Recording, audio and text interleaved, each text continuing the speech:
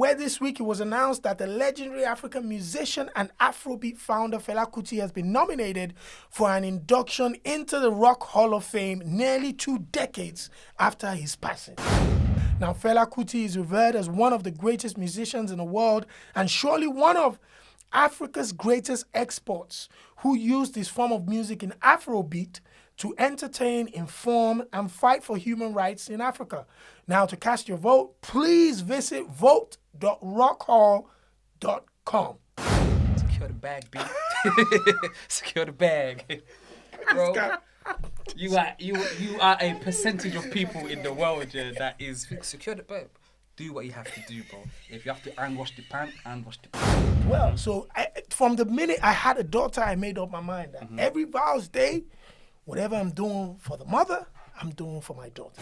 You're listening to Adesope Live, the Afrobeats Podcast. Welcome, ladies and gentlemen, boys and girls, to another edition of Adesope Live, the official Afrobeats Podcast, shot here at the Afromedia Studios. Of course, I'm Adesope Olajide, and this is where I break down all the Afro-pop culture headlines that we get every single week. And of course, I share my thoughts and opinions alongside my guests about what's been going on. It's very simple. Make sure you like, subscribe, share, and comment on the content. We appreciate your support. And as always, it's on every platform, that's Spotify, Soundcloud, Apple, all across the board. And if you're in the UK, it is on Yanga TV every Saturday at 7:30 p.m. and on Mondays at 7 p.m. That's Sky 186 and FreeSat 171. Speaking about Yanga TV, I've got in the studio right next to me one of the most incredible presenters and producers out of the Afropop culture based in the UK. Very interesting colleague of mine. It is the brother, Mansour Bello. Woo! I didn't even pay you for that intro. That's what I'm saying. I didn't even pay you for that intro. Listen, my brother, Thank you for coming in. You know. Thank you for having me. I'm with the energy god. I'm in the temple. This is like a temple. Yeah. It's like the African temple. You make it here, it's like the Mecca. You've made it everywhere. That's why I said earlier. I remember saying it's like everybody can come in. Not everybody can press sweet too, and come up here. Listen, oh yeah, selected few. Listen, man. I was just asking you about one of my favorite shows in the last maybe 10, 12 years called Swagger Check. You come in here, your swagger is crazy. Talk us through this swagger you got here, my brother. This is just, I call this one stay warm swagger. This is just stay warm. I'm even wearing thermal underneath. as the show goes on, I'm sure I'm going to start feeling the sweat trickling on my back. You're going to have to start doing that. This is the keep Baba Winter out swagger. And that's for anybody here in the UK. It's extremely cold. It's the coldest it's been since 1995 over the last 7 days. So it's absolutely freezing. Well, we'll be getting into the headlines. Some of the headlines that Mansour and myself will be looking at this week is FELA KUTI up for a Rock Hall of Fame consideration. DJ Cuppy gets an official public apology from Israel DMW. Nigerian rapper Rugged Man slammed for comments on Nollywood. And we could go to South Africa as well, where Zakes bantwini advocates for spending on a car rather than a home. Anyway, let's get into it. We start in Nigeria, where rap pioneer Rugged Man caught some heat this past week for comments he made on his social media about Nollywood industry. The rapper said, and I quote, my male actors in Nollywood, what's going on? It's the females that are buying cars and building houses left and right. I wanted to come into Nollywood, but at this rate, I'm not coming in, end quote. Well, this statement was taken as a shot at the women in Nollywood who have always faced sexism and slander with unfair and unfounded allegations of engaging in sex for roles. Shortly after his tweet went viral, scriptwriter Kemi Yusufu slammed the rapper publicly on her Facebook post, with Kemi saying most of the top grossing movies in the last 3 to 5 years were produced by females, and so the success of female artists and actresses shouldn't be in doubt. In addition to Kemi's post, popular producer and actress Tony Abraham also came out on social media slamming Rugged Man, saying herself and many other women known in the industry are making good money, but their hard work is not because of any man. She also stated that she knows of many male actors making incredible money but prefer to keep quiet about their success. So Rugged Man's statements are untrue, and unfounded. My brother Mansour Bello, you know the Nollywood industry, better than anybody. You're a producer at Yanga TV. You're always involved in negotiations and purchasing movies. And first of all, when Rugged Man said what he said, what was the first thing that came to your mind? Let me quickly sip for wisdom. He's a hater. Full stop. He's a hater. It just sounds like a bitter man, in my personal opinion, because you have to understand one thing about women: they are very good at marketing and packaging. Absolutely. A man will do a film. A man will star in a film. He might show what's going on a little bit. I think even I suffer from it sometimes as well. You show a little behind the scenes. You go quiet for a little while.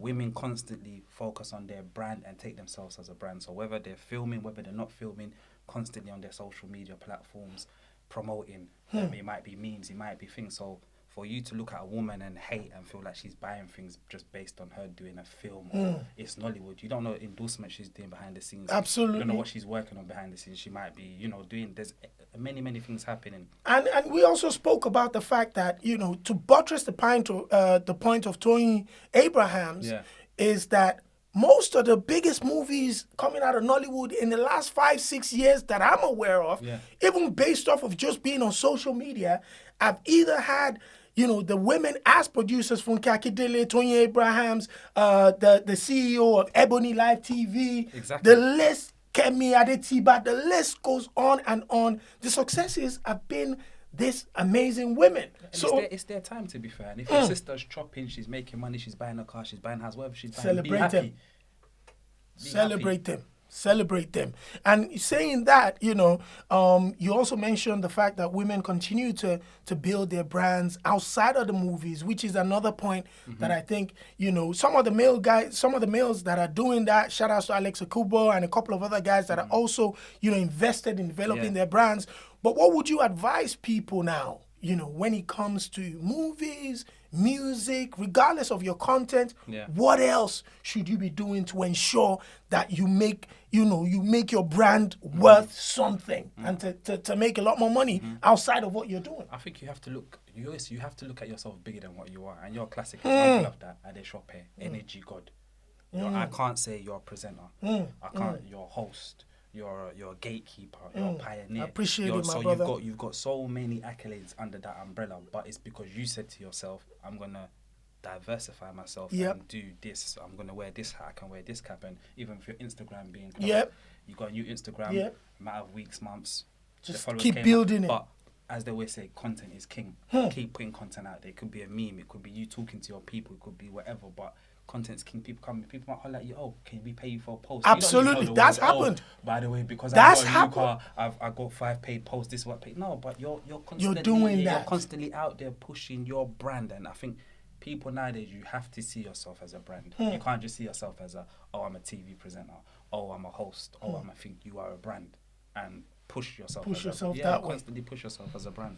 Well, shout out to my brother Mansour. That's incredible advice, and I hope a lot of young men and women within the Afropop culture heed to that advice. Now we go to Ghana, where this week one of the rising stars of African pop music, Kwame Eugene, caught the headlines for allegedly turning down a collaboration request from a young OG of Ghanaian rap music, in Guru, who had arguably one of the biggest records out of Ghana in the last decade in Le Pastorota. Take my yeah. That was a big record there.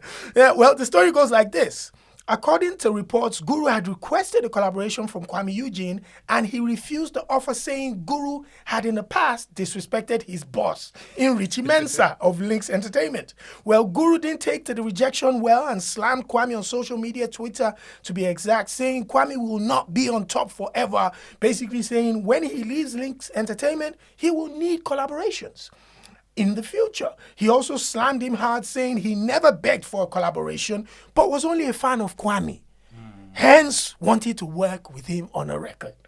And then work with him. Obviously, when Guru's comments hit social media, I was a victim of that. When I saw that, I was like, oh, Kwame did that? So Kwame was being criticized by fans and observers until Richie Mensah, the CEO of Lynx Entertainment, put out a statement on his social media defending his artist's refusal to work with Guru, saying, and I quote, "I'm a responsible boss. If my artist said anything out of line, I would have been the first person to chastise him. However, in this case, I'm backing Kwame Eugene for refusing to work with Guru after Guru had spread falsehoods against me in the past couple of years. Now, it has to be said that the award-winning producer and Lynx boss Richie Mensah is one who shies away from the public and controversies, and putting a statement out like this was a rare occasion and out of the norm.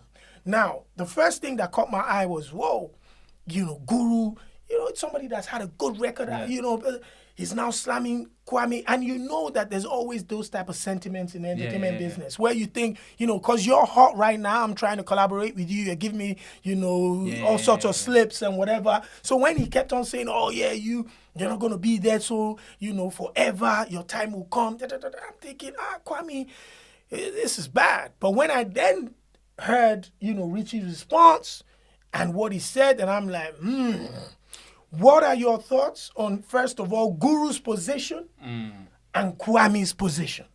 You know what? I think personally, if you're an OG in the game and you're a legend or you have legendary status, you can't be seen to be going to social media bickering, because your respect status already should speak for itself. You don't need to be seen bickering with a younger artist, and you're there on the time. Like, you look like a hater. You look like you're bitter. You look like you're looking for a come up. As an OG already, once someone gets the bird call and says so-and-so wants to do the song with you, the person should nod anyway and be like, 100% I need to do it. And if it's not going to happen, you just chop it up behind the scenes and be like, yo, what's going on? But at your age, you're still coming on social media.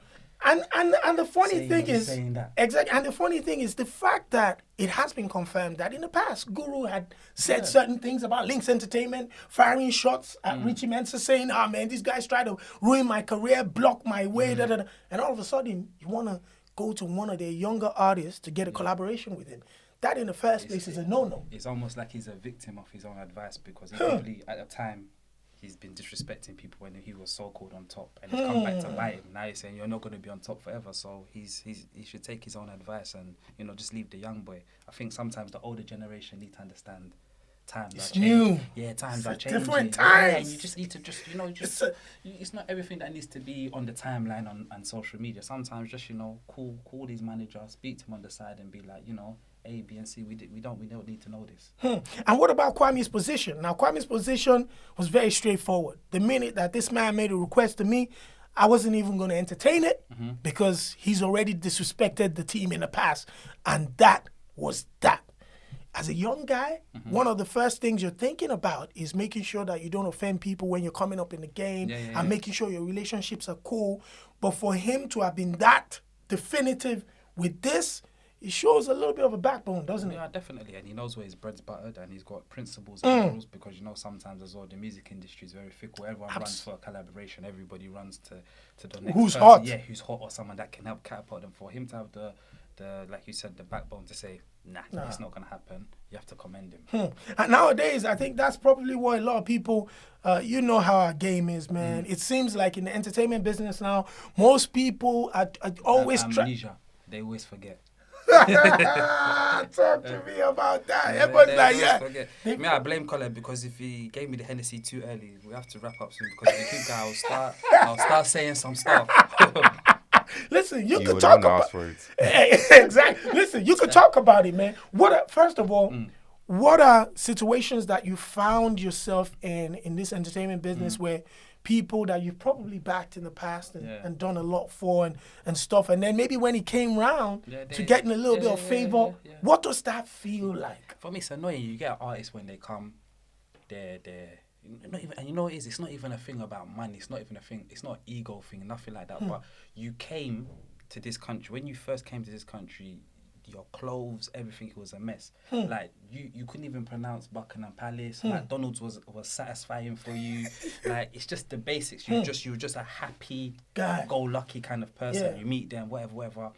Couple hits later, couple tours later, they glow up. They get in. Bro, the houses that catapulted you when you're nobody, remember them houses when you were somebody. That's what I'm saying. So when I'm messaging your manager and they're like, okay, we'll see if we can get you into the diary, we'll see if we can, organize interview, but you're running to the BBC, the white man's land to go and give to try to get they can't even tell you your first single. They can't even tell you your first album. They can't even tell you about who you are, where you're from. But us, your people, when we were there for you, you're now doing cool. For me, I find it hard to. That's one of the most. Every that's the time most frustrating thing I think about it all the time, and I'm always saying, these are the platforms that, like you said, the foundation that gave you a step up. These are the people that celebrated you and kind of beamed you to the rest of the world. These are the people that will continuously celebrate your successes, or even if you don't have a success, once you're in town, knock on Mansour's door. I want to run through. We can do different things.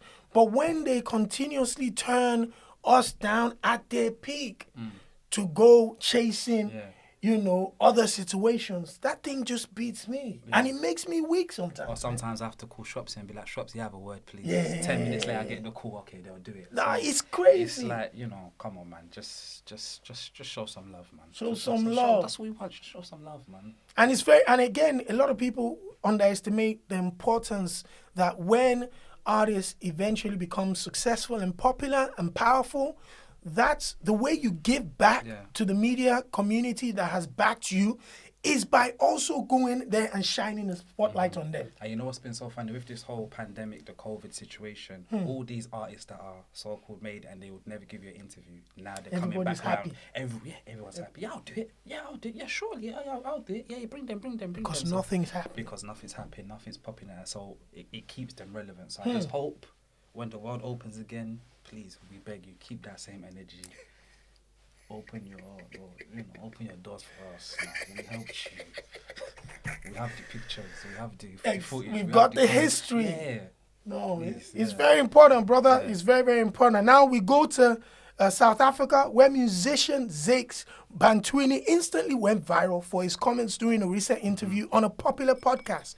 Now, the singer was discussing about investments and why he feels spending a lot of money on a BMW is better than investing in a house. He went further to say he spent hours in his car traveling around from show to show, recording etc., and a few hours in his house. So he feels it's more important for him to invest heavily in an expensive car than to buy a house. This has been one of the biggest topics of conversation with investments, entertainment, and everything for years.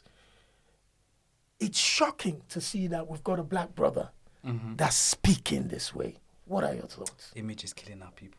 Image is killing the people. I think we have to try and get in contact with him, man. We'll try and have a word. If we can, the next episode, even if I'm not here, just do a Skype call, get a financial advisor. We'll pay for it and just try and advise our brother. Yeah, man, because it's embarrassing, man. I'm a person, I don't like to pocket watch. I don't like to tell people how to spend their money. But surely as a man, a whole man, you don't have a place that you own where your head can touch the pillow and say, this is my own. And I'm spending on a car. Yeah, even your stories into I spent hours on the road, only a few hours. So what about your family, or you're going to have a family? Like, it doesn't make sense. We're going to pray for him at the end of the show. I'm telling you, and the funny thing is, when I saw that people were killing him on Twitter saying, yo, bro, this is the type of conversation we want further away from our black brothers and sisters. Haven't come from places where we don't own a lot of stuff we have. The first thing you want to do, everybody says once you make money, buy a house or buy land. First things first. Now, this is a high-flying musician that's enjoying a lot of success at the moment, but he feels that confident to tell the public that I would rather a flashy car than a home of my own. A caller needs to give him money management lessons. It's madness. It's just, like you said, it's just the confidence that he's come out to even confess and say, I'd rather get out my car, have my nice car than buy a house. I don't know, man. And what about, I see you shaking your head there, caller, but what about the message that it also sends to the young folk? If a star at his peak is telling them, never mind the house, man. You know what I mean? Buy your car. We're seeing artists, and we've seen so many artists and entertainers in the last decade that have become successful, gone broke, and basically have nothing to show for it. What kind of message is that sending out to the young people, man? It's damaging. It's severely damaging. I mean, I didn't even hear about the story till you're telling me now. I'm just there shaking my head thinking, so every time he's driving that car, every single mile he goes, it's depreciating. But that home, doesn't matter how long you stay away from it, Absolutely. will keep on appreciating. My Appreciate brothers and sisters, please, do not listen to what this man is saying. He's clearly going through something. This pandemic has affected him in some sort of way. The pandemic has affected a lot of people, and I think I've taken this pandemic as a learning period. A very strong learning period where we had to sit down, think about ourselves. That's when I connected with Kola, thought about the podcast, and let me just develop something of my own, start creating stuff. It's time for ownership. If you cannot own anything right now, you are on a path to destruction. No word of a lie. You're teaching the young kids. I went to pick up my son from school today, and when we got in the car, there was a lady that asked me for money and said, oh man, she's homeless and she needs some money. But I was just telling my son, just get in the car. And then once he got in the car, I stopped and I gave the woman some money. My boy is 7 years old. When I walked into the car and started to drive, he said, Dad, I'm very proud of you of what you did just now. He said, you have to take care of the homeless people. And he's 7. 7 years old. Listen, man.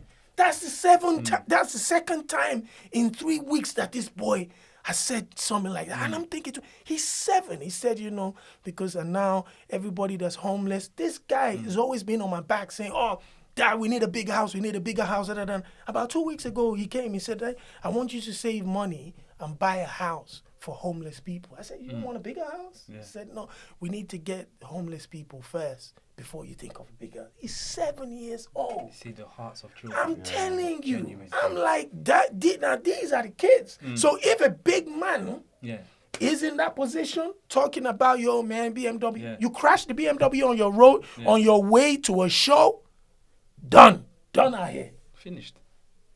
It's embarrassing. But anyway, we leave South Africa and we head back to Nigeria. What's up, my people? My name is Adesope, the aka Shopsidu, aka the Energy God, and I'm officially on Fanbiz. Now, Fanbiz is a partner of Adesope Live, the official Afrobeats podcast. So you can hit me up on there if you have any questions about getting into the music industry, about the Afrobeats culture, and I'll specifically speak to you.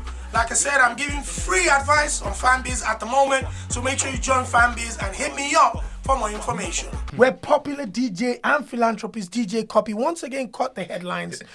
Well, she has been in the news for the last 4 weeks, kicking off from her saying she had been blocked by a former friend and colleague artist Zlatan, to Zlatan denying ever knowing who she was, to Zlatan's affiliate making allegations as to why Zlatan blocked DJ Cuppy, responding to the legal threat, to now eventually getting an apology from Israel after the lawyers made contact.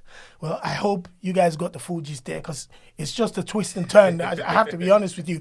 Anyways, this week, Israel DMW apologized for his Instagram comments, pleading with DJ Cuppy and her billionaire dad to forgive him. Later, other pictures surfaced of him on his knees, and Davido shared an image with Zlatan and Israel on a video called Giggling Away. Now, let's take a look at what Israel said. My name is Afrobeats Israel. I want to apologize to you, Cuppy or Tedola, for my last post between you and Zlatan's issue. I'm very sorry for the embarrassment it has cost you and your person and your family. I want to say, please don't be offended, please. Please don't be offended, please. It will never happen again, please. Maybe I'm retracting that statement. I'm sorry. It's false. It was actually what I heard. Please don't be offended, please. Please, we've been good friends for many years. Including your dad. But please don't be offended, please, Cuppy. Please, thank you very much. My name is Afrobeats Israel. I want to apologize to you, Cuppy or Tedola, for my last post between you and Zlatan's issue. I'm very sorry for the embarrassment it has cost you and your person and your family. I want to say, please don't be offended, please. Please don't be offended, please. Well, my brother, Mansour Bello. Yeah. You know the whole story. Yeah. This has been one of the most captivating stories of 2021 so far. We've only been in this year 1 month, and DJ Cuppy has dominated the headlines for at least 4 straight weeks.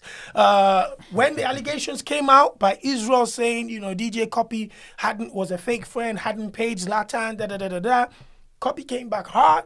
She threatened legal action, and within a couple of days, it looked like the lawyers made contact. They felt Israel's collar, and my man was down on his knees. What did you think about that apology we just saw? I think the current climate we're in, this is what's needed, man. It's great entertainment value, and I think the whole thing is bad. I don't think they're taking it serious at all. And it's so funny to see, because I think on Cuppy's side, I think when she originally saw the apology, she must have thought, yeah, I've got you now, Then to see them all laughing about it on FaceTime, it's hilarious. It's man. just crazy. It's crazy. When initially, when we talked about what was going on back and forth with Israel and Zlatan and Cuppy, I felt an apology, as well as Damola speaking here, an apology, yes, was needed. However, would have been received without the threat of legal actions publicly. Yeah. I think the only reason I said that, because people argue that, she had no choice than to go public with the legal action because of how strong her brand was. She's a face of Save the Children in Nigeria. She's a philanthropist. She's a brand ambassador. I think she works with Pepsi. Yeah. She's done stuff with Beats. She's with Apple Music. So there's so many international brands that she's affiliated with. And if that type of allegations hits those companies, they might look at her differently. So she had to take the necessary actions in public to protect her image. However, she's in Nigeria. Yeah. She's in the Nigerian Afrobeat scene. She has direct contact to whoever's made allegations or said something. I feel that she probably would have dealt with it that way, behind closed doors, than to now make it like a public thing. I agree with you. There's allegations. There's Dutch Valley allegation, which is, you need to call your lawyer and say certain things and pattern up and make sure that, you know what, I need to protect my brand now. Those are allegations. And then there's Israel allegation. Where it was just like... You as Cuppy, how is Israel, even if he said what he said, how is it affecting It doesn't even get to you. To a point where you're even calling a lawyer to say this. I get it, but... I don't know, man. I think maybe your ego might be dented a little bit and you want to make an example of somebody. But come on, man. Yeah. Leave Israel alone. I think I'll tell you something funny when you mentioned making an example of somebody. So DJ Cuppy had an amazing live session this week where she talked about the events that her charitable causes have done in Nigeria and how they really helped children and invested in the public and done all sorts of stuff. And at the end of that session, she had a performance. She performed her records. She did all sorts of stuff there. And online, the criticisms on social media has been crazy. But what they're saying? No, the comment section are saying all sorts of stuff that maybe she's pregnant, maybe she's this, maybe she's that. They're responding to her. And she's actually responded in one of the comments saying, when someone said, what's in your belly? Is there a baby in your belly or something? She said, I'm only food there. She's firing shots back. Yeah. But one thing I noticed was, even though the trolls were saying all sorts of stuff, none of the media platforms could say anything derogatory about her. And you guess what that means? Coming from the Israel DMW legal situation, nobody wanted any part of that smoke. When I saw that, because I was like, when I checked it online, I saw what she had done. I was like, yo, this girl is brave. Because remember, she's a DJ that's now turned into a performer, turned into a singer. So she's always been open for criticism, even though I think her album was one of the best in 2020. It was fire. She surprised me that it was She fire. surprised me too. Yeah, but I think someone like Cuppy, she's always going to be in the firing line because of her family and the background. So she's always, because I think she's able to grow thick skin and bounce things off. But I just think with the whole Israel thing, I just think it was too much. It was you should have just almost like pity him. It's like almost like Using a hammer. You're lying and there's a dog. Using a hammer to kind of swat a fly, kind of stuff. Yeah. But it's interesting what you said about nobody, no blogs said any negative thing about what she had done online. And for me, I think that was telling in itself. Even though there's nothing negative to really talk about, people want to criticize her performance or criticize what she looked like or whatever, which is usual. But the fact that the blogs that also kind of got into this rabbit hole of making Cuppy the joke type of situation, none of them had the balls. They're now. Everybody's like, yo, if Davido's man could apologize after some legal situation, Let me just... nobody wants any of that smoke. So everybody step back. So maybe finally she might start to get a little bit of respite from the blogs and the trolls, because she's made an example, like you said. I believe that probably was the whole aim. You know, whoever's part of the management team or the advising team, they just thought, you know what?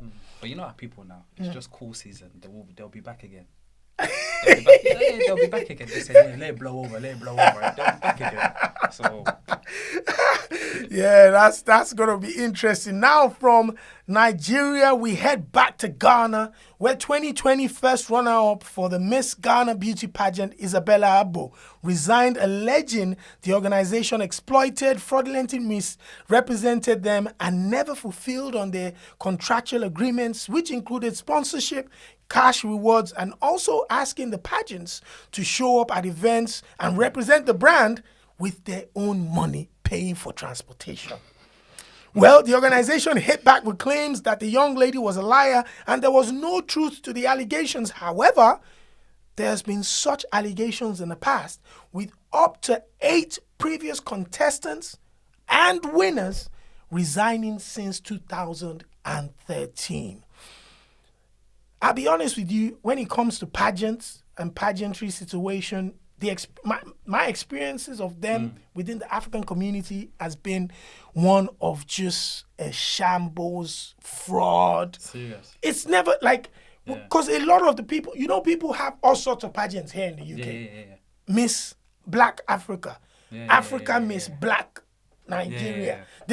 So at some point, I felt like this pageant situation was also a scheme where people were just using it to make money. And with the Miss Ghana news now breaking this week, and the amount of people, even if it was just that young lady that had made allegations, then we'll probably think maybe she had differences with the hierarchy or whatever. But up to 8 people had resigned in the past. Is it time when we tell our young ladies and probably young men just to forget these pageants for now? I think so, you know. I agree with you there, because I think that the day and age we live in, what you go into a pageant organized by, I don't even know, let's just say by A, and you win it.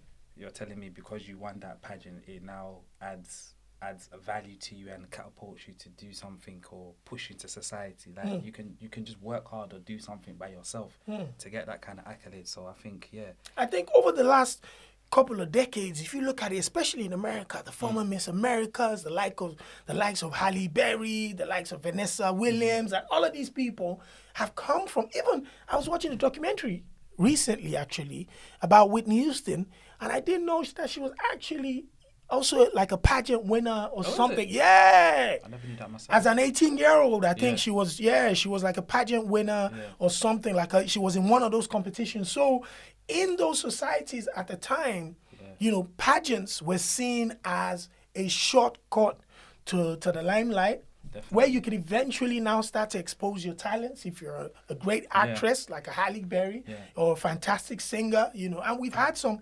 historical winners in the past, but in recent times, it just looks like these type of stories keep on dogging that industry. Like you said, everything's timing. Some things they're past their sell by date. You remove it, and you know the way the technology is nowadays. You don't necessarily, like you said, a pageant is not something that is gonna take you to that next level. Even with things like X Factor nowadays, they're not seen as as great things for people nowadays, where technology, just you upload a video now on YouTube, and you can go from you there. You can blow. You don't need a competition to really push you. So we're seeing them kind of things die out. So yeah, I agree with you. Timing is everything. I don't think it's needed. And if you're gonna go to a competition where 8 people previously, you must have heard something. No, she said she something. she was 19 at the time when people were kind of like resigning and whatever. So she never heard nothing until and then she presented screenshots of the group that she was in with the pageant organizers, where she told that some of the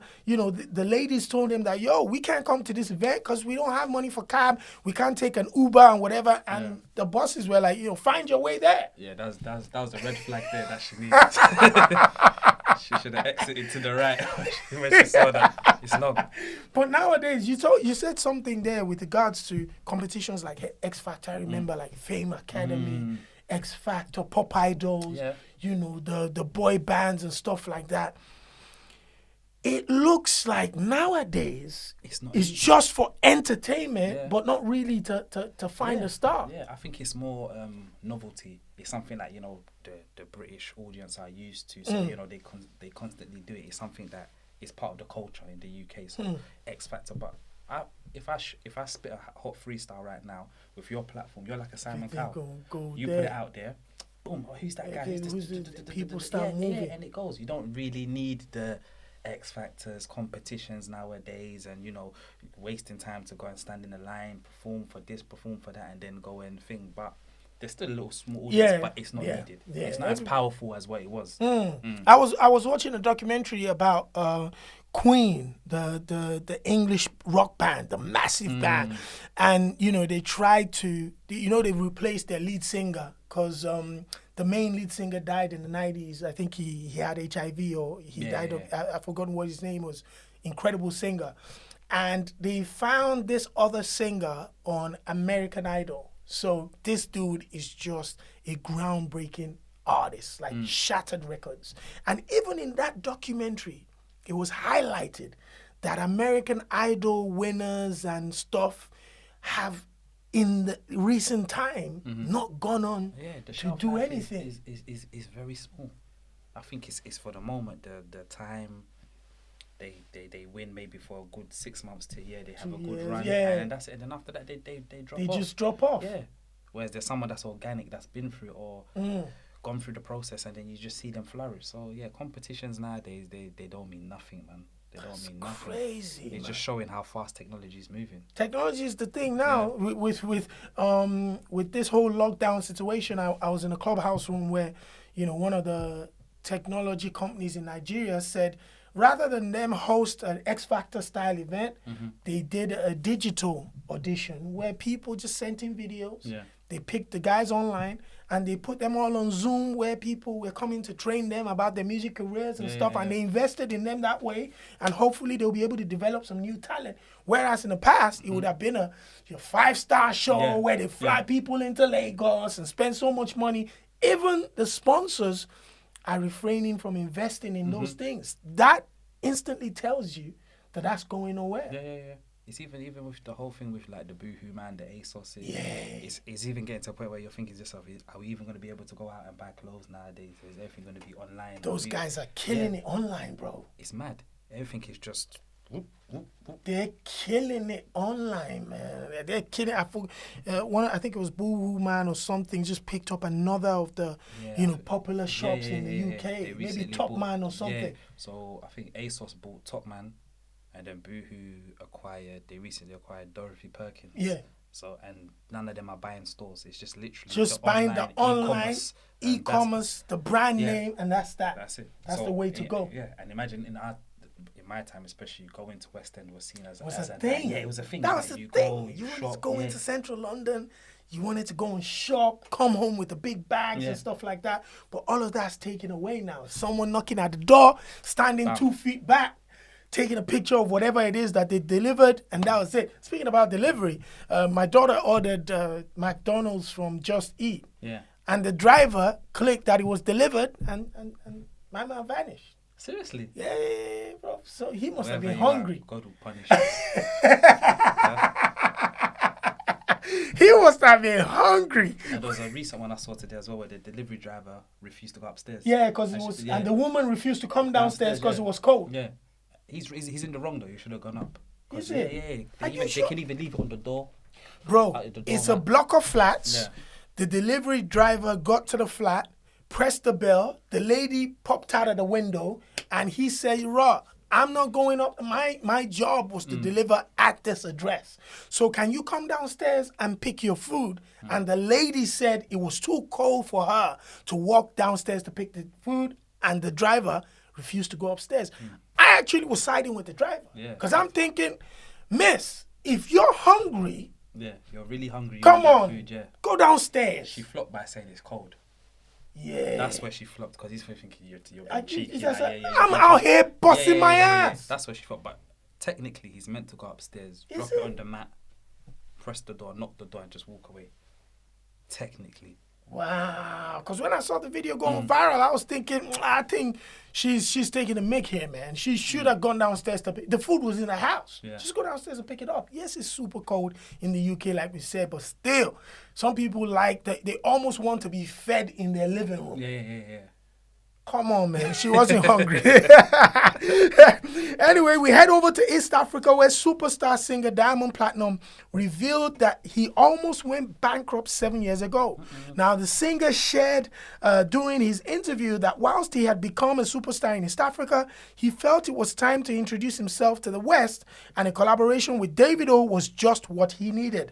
He said at the time securing that collaboration was the most expensive decision he made because he had to take a loan from the bank to facilitate the video and travel to Nigeria to complete the song.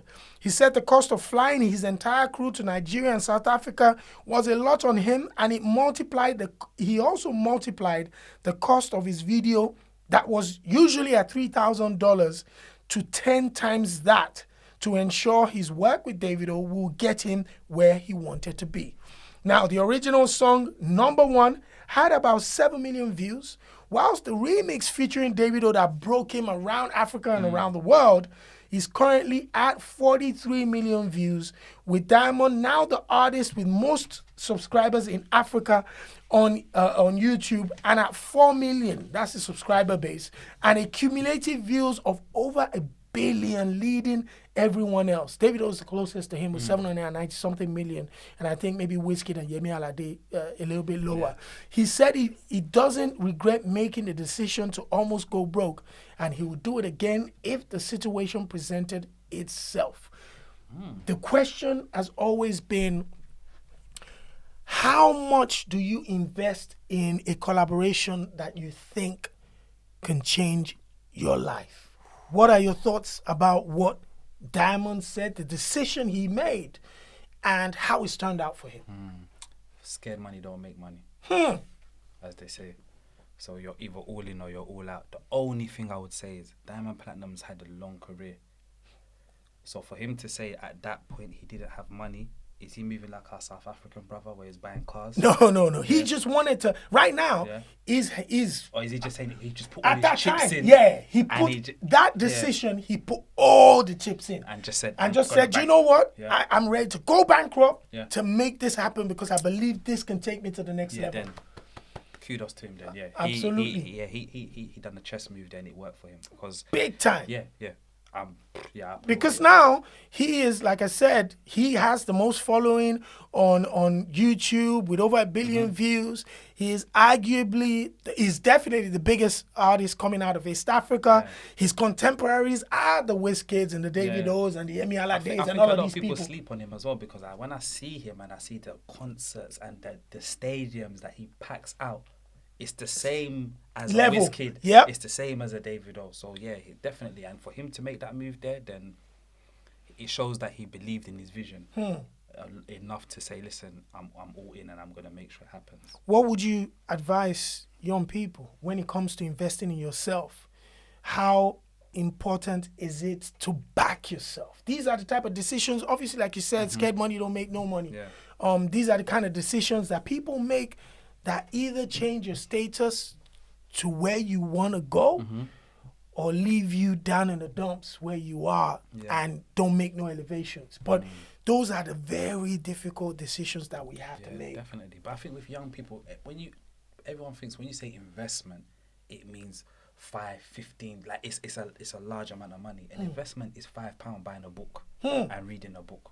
An investment sometimes is like, I see you every morning, there's snow in your garden, you're getting the workout. Absolutely. It's an investment. It's going for a walk. It's, just doing small things. That's an investment. And young people, I think sometimes they'll think, oh, I'm young now, I don't need to worry about investing. But investing can be the most, like just you waking up in the morning, just eating fruit, having a healthy breakfast is an investment for that day.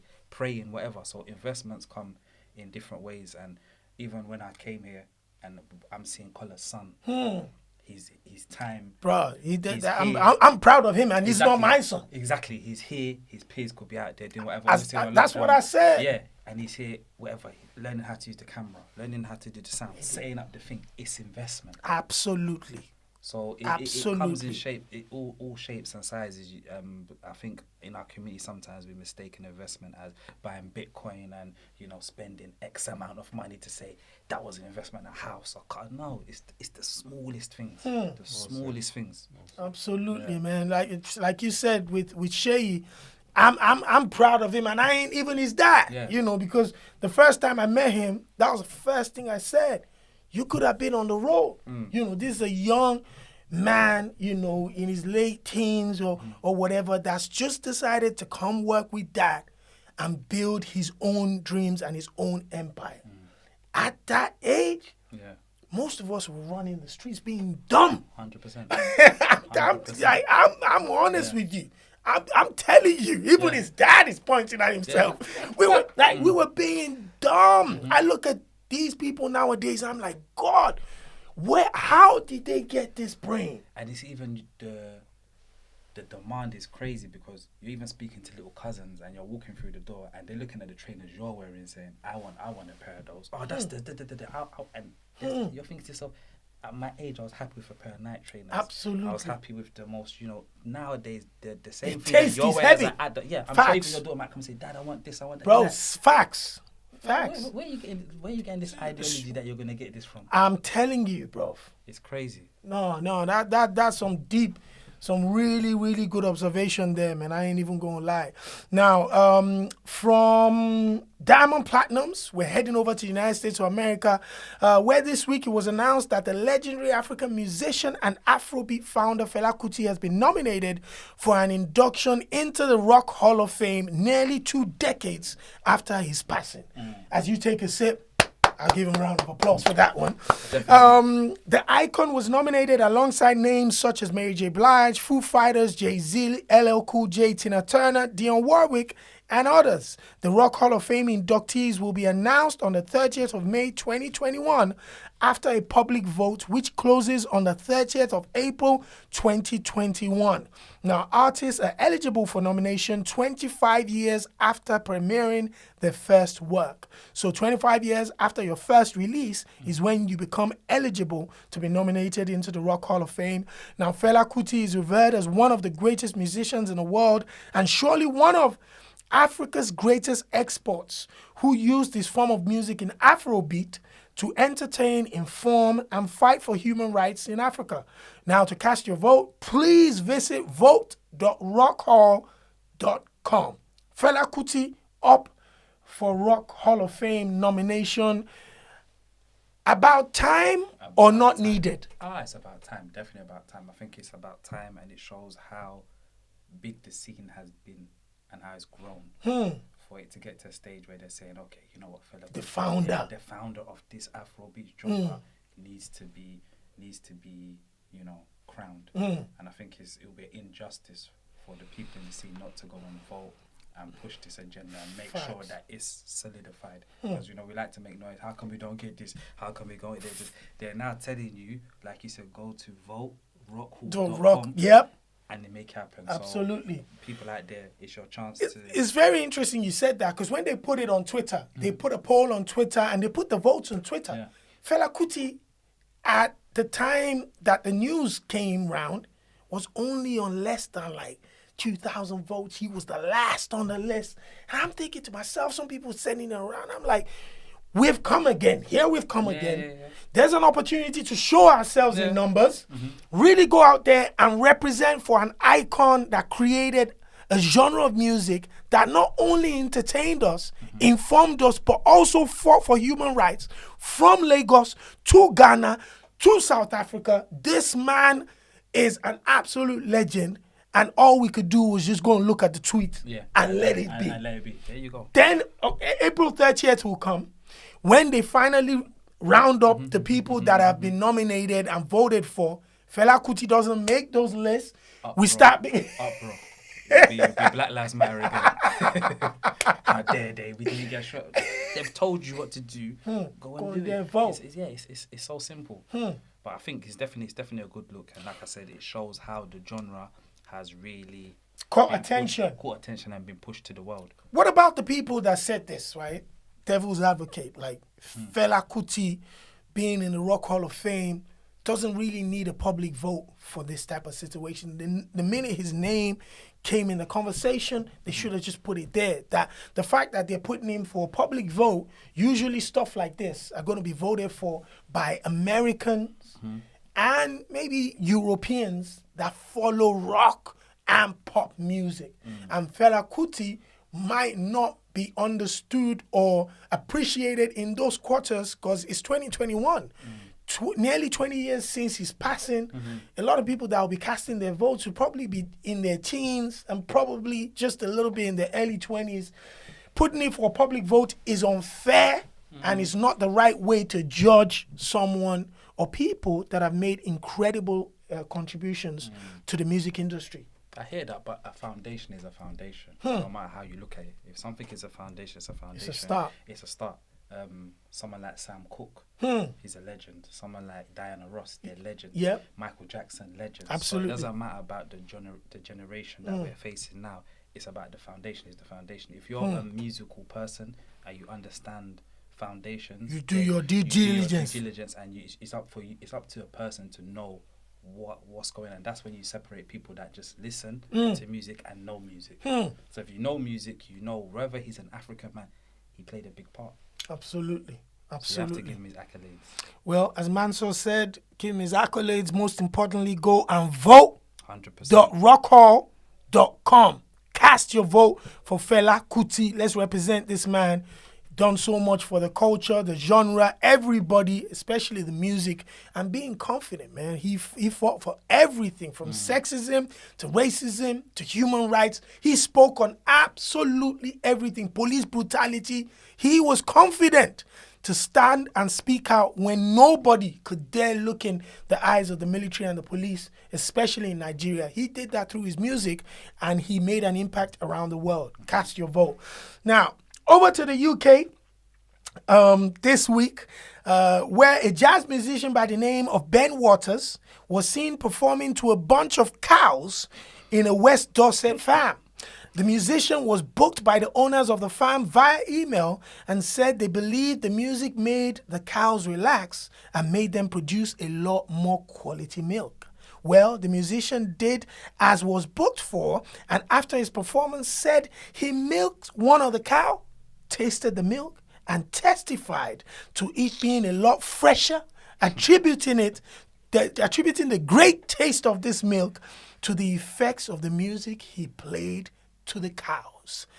My brother Mansour, it looks like the cows enjoy jazz music too. Listen, that guy, we need to tell him to go and play to the cows again. We slaughter that cow, we have suya, and we'll see if it tastes different.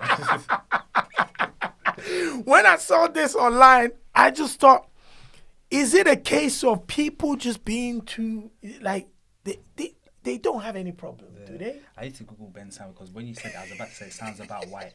Yeah, It sounds like this is about white, but these white people have time for these kind of demonstrations here. So I need to. But, yeah, it is what he is. The white guy. Again, a group of African people slaughter the cow. We have suya, and then we'll be able to really tell is the jazz music affecting them? Is he really inside the cow?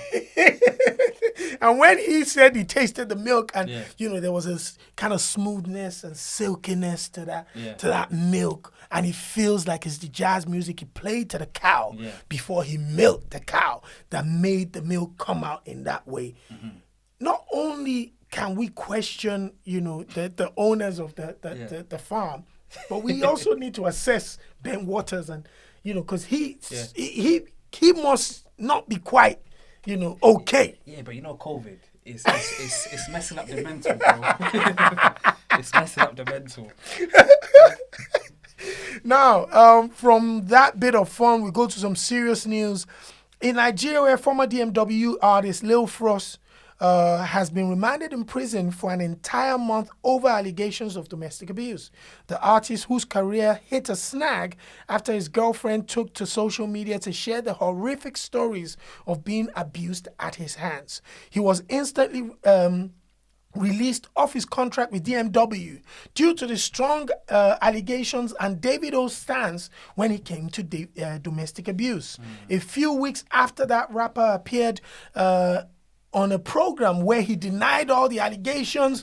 However, it seems the police force in Nigeria are not buying his stories, and with him being kept in remand in Ikoyi prison till March when the case goes to court.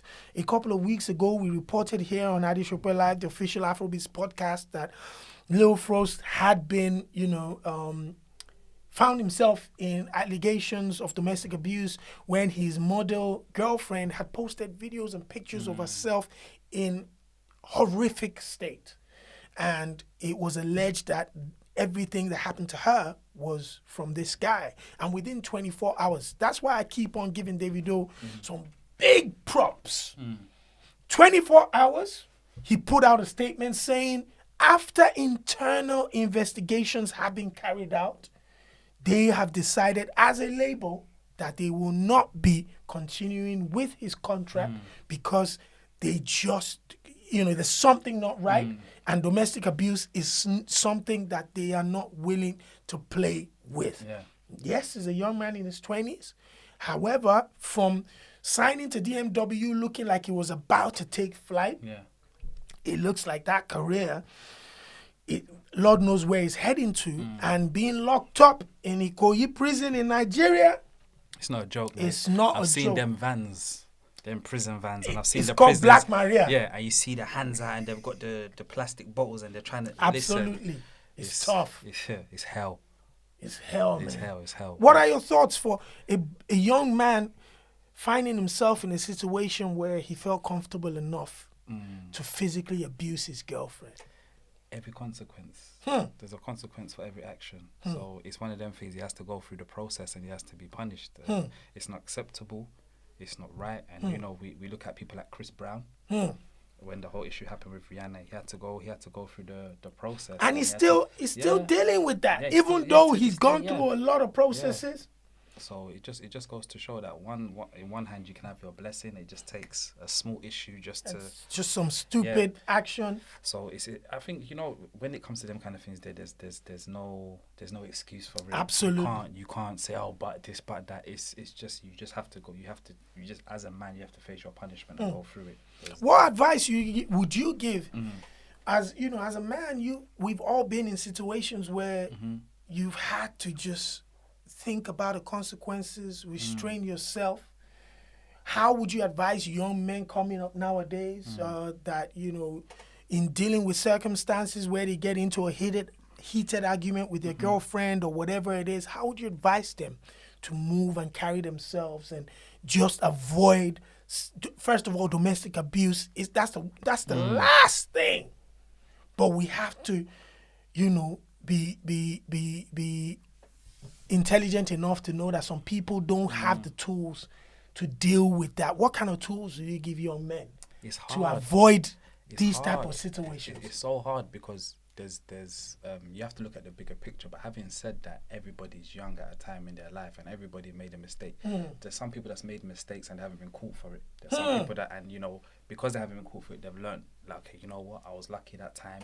No one found out about it, so you know, I was able to cut through. Then there's people that do get caught for it, and it's easy. It's very easy to say, you know what, think about it, you shouldn't really be doing that. But when someone's in a moment and it's heated and things are happening, you make a rash decision. So my thing is just cool, take yourself out of it. And it's so mad because you can even be in a situation where you don't even do nothing and you still get prosecuted. Yeah. Because there's mad women out there as well. Yeah. I don't believe everybody that gets charged for raped a woman. It's not everybody that's been accused of domestic violence. So you have to protect yourself and just, you know, sometimes just take a step back and just say, you know what's the bigger picture here? Let me take a step back from this, because if people look at your rap sheet and they say, listen, you on so and so day you hit her. This time I know you said you didn't hit her, but we have you down as hitting her. And you've done that before. It goes against you. So everything is just look at the bigger picture for yourself and just, you know, sometimes just take time to be a bit rational and think of things. Fantastic, my brother.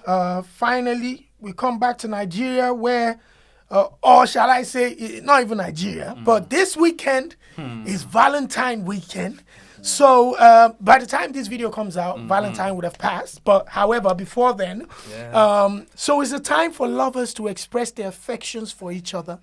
A few celebrity couples have started to share present tips on social media, with one famous couple in Mr. Easy and Temi Otedola, who have been together for a couple of years, already kicking off the weekend in style with a romantic dinner, showing it off on social media.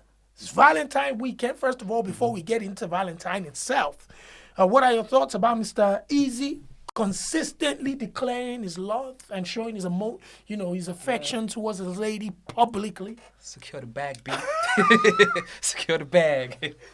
Bro, you are a percentage of people in the world that is secure the bag. Do what you have to do, bro. If you have to wash the pant. If you have to do whatever you have to do, secure the bag, B. Secure the bag. Come on. This guy is... It's not easy. Blame collar.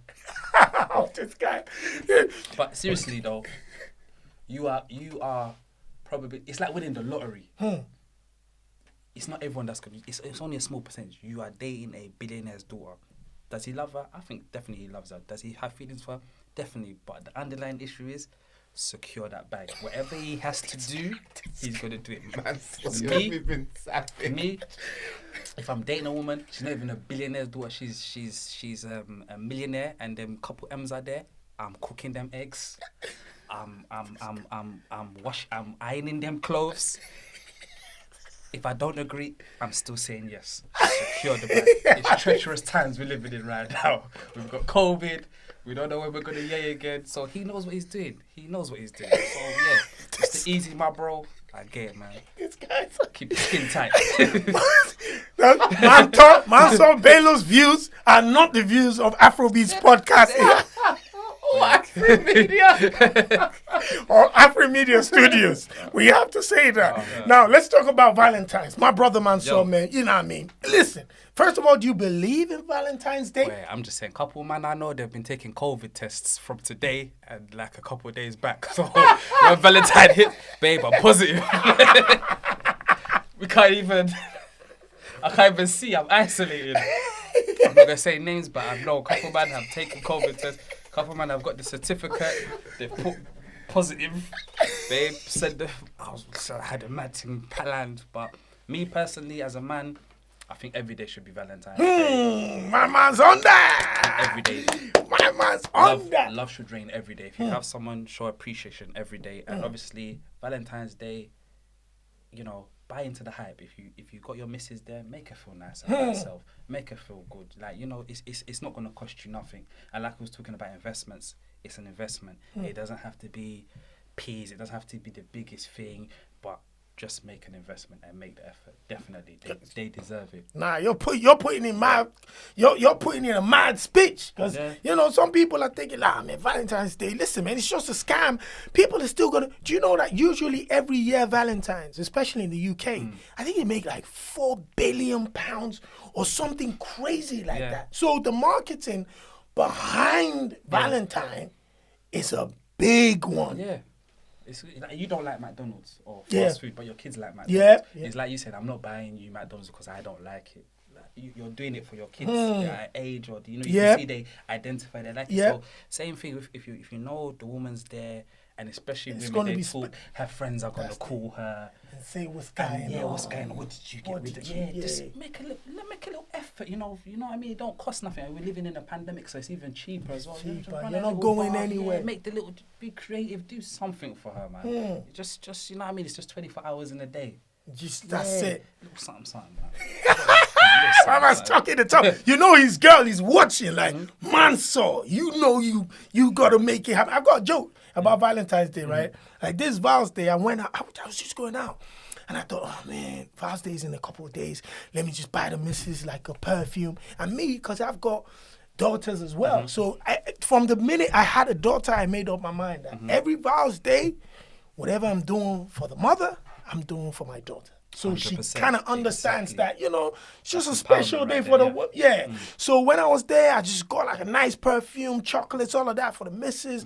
My daughter number one, perfume, chocolates, my little baby. I did the same thing. And when I was on my way back, I just thought, let me just grab maybe just one toy or something for my son so it doesn't feel like. So when I got home, it's here to the missus or here to my daughters, and I looked over to my son and I handed him over a little chocolate. The guy took the chocolate and said, "What's this?" "I don't want this, man. What's it?" I said, "Bro, this not Val's Day. It's not about you. No. I'm not buying you a Val's present, bro. I'm just making you feel included." Yeah, the guy, he broke down. They having to hold him. I said, "Bro, it's not. Listen, Valentine's Day is not." He was looking at everybody getting their stuff, hugging me, all that. And then I gave him, the guy looked at me. I don't want this, man. I say, bro, once you grow up, I'm going to let you know. Yeah. Val's Day, it's really not about the man. But what's so touching is what you done for your daughter. It's the smallest thing. It might not be the most expensive thing. Yep. It's a lasting impression Absolutely. on her life. Absolutely. You've sowed a seed where when she meets a man, she knows I come from a place where I have standards. My dad done ABC. So yeah, man, that's and those are the subconscious messages we kind of pass to the young kids nowadays, because everything they picking up, man. 100%. Everything they're learning, they're picking up, and we need to go out there and do that. So whatever anybody's done, Val's Day, you can share in the comments, man. But it's gonna be a madness. COVID-19 Valentine's Day, people are gonna get creative, running the bath, silhouette challenges, all of that. All that. But even that in the terms of business, I know you said this will air for Valentine's Day 2022. I'm doing packages. If you need me to make the call, if you want me to turn up, drop your flowers, I'm going to have the rates, whatever. Like, I can just, ginger it for you. If you need just a picture or just a shout on the social media, I can do that for you as well. Guess what? There's one app, right? Shout outs to my people, Fanbiz. But there's another app in America where celebrities can log on to and you can request like shout outs and stuff. Yeah. You know the guy that does the UFC? It's time! Yeah. Someone paid him $700 to break divorce news to their spouse on that website, and he recorded it. They played it on the radio. It's time, hailing from Hollywood, and he believes it's time to move on. So please get ready to rumble. I swear, $700. Listen, that's madness. So people are crazy. They paid him $700 to do that. He did it in like 40 seconds. He did the whole, it's time, they win, with a knockout of 11 fights and 11 wins, boom. I said people would do anything just to think outside of the box. I think 40 seconds. 40 seconds. And you got $700. $750. Yeah, $750. So maybe they can hit you up and Yeah. and find out what you're saying. So finally, we're in the brand new segment. My brother Mansobello, this is the time where we share with the Afrobeats podcast listeners and viewers whatever's caught your eye in the last 7 days, brand new, maybe music, videos, whatever it is that you'd like to suggest to them to go check out and have a feel about it. Has anybody anything caught your attention? Brand new? Definitely, I like the Heady one and Burna Boy collab. For me, the video, I don't Cold. know where he's Eddie one, Iceland. he wasn't. He said Siberia. Yes, That's what he's saying. But Listen, cold. mad. The way he's got the whole white Prada suit, the Prada gloves, and it's like he's doing a block video and then the contrast with Burna Boy. With Burna Boy in a Africa. nice hot country. Oh, nah, man, definitely. That one, when I saw that, I said, yeah. That's ridiculous. And then speaking about Burna, 24 hours later, he dropped the video to Onyeka. And, that's a brand new video out now as well. So Heady One and Burna, check that out. Then Burna Boy, Onyeka. We spoke about Burna Boy. Talk to me about your thoughts on the young man Burna Boy. What are your thoughts on that, brother? I don't know, man. The guy's just got the formula. I don't know where it is. He just has the formula. It's like it's almost like the Undertaker in wrestling. When you think he's out, bam, he just comes up again, and he just comes out with another hit. And it's for him. What makes him so good is what he makes everything so effortless. It's just like, you want a hit, take another hit. Another one, take another one. I don't think there's ever a Burna Boy song that's been released that I don't. You don't vibe to. Yeah, I don't vibe to, and I mean that's been released on the mainstream, like visuals and everything. Yeah, you don't vibe to. It's always a vibe with him. He's definitely got the formula, man. That's it, man. So check that out. Shout out to my boy Ike Chooks as well. He's dropped a EP for the weekend, for Valentine's weekend, two-track EP, and Tenny drops the visuals for the song featuring her and Davido. Listen, and did you see she posted like a video a week ago where she ran up on him. She ran up on him on the streets and told him, like, bro, I need you on my album. And he said they actually lived together. I mean, in the same neighborhood. In Atlanta. They were working with Sheezy. Yeah. So Sheezy apparently was kind of like the developing producer that worked with Tenny.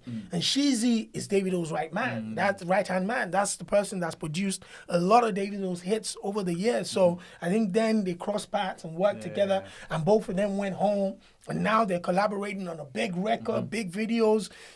It's nice to see, And I think it's credit to Tenny as well, because it shows ego. You have to put your ego aside when you want something. Because I remember her talking, she said, since... I don't know what she said. She mentioned something. I've been following since one area. Yeah, one area, and and she ran up to the car and stopped him. And he said from that day they went to the studio and did the song, and it happened. So shot the video. Some people are like, I'm Tenny, that's Dave. I'm not really gonna try, and I don't want to look like a beg. I'm not gonna hop out on him. I'm just maybe next time. But she said, listen, this is what I want. It has to happen. I'm jumping out. I'm following him. Come up to the car. We're going studio tonight, and now look.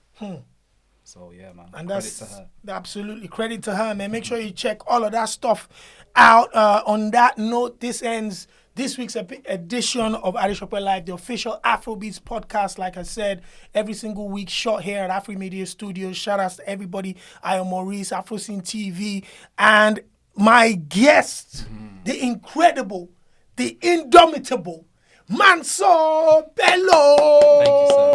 We're definitely going to be having you on. Not everybody's allowed here. Yeah, Remember, not everybody's allowed Listen, here. This is the temple. Like Funk Flex says, not everybody can come up here. I'm telling you. Woof. You get me? If you're pressing sweet too, no. So make sure you share, like, comment. Please spread the word, man. We appreciate every single one of it. Until next time, we'll catch you. Same place, same time. Peace. And we're out. Right. Everybody can't come. Right. Right.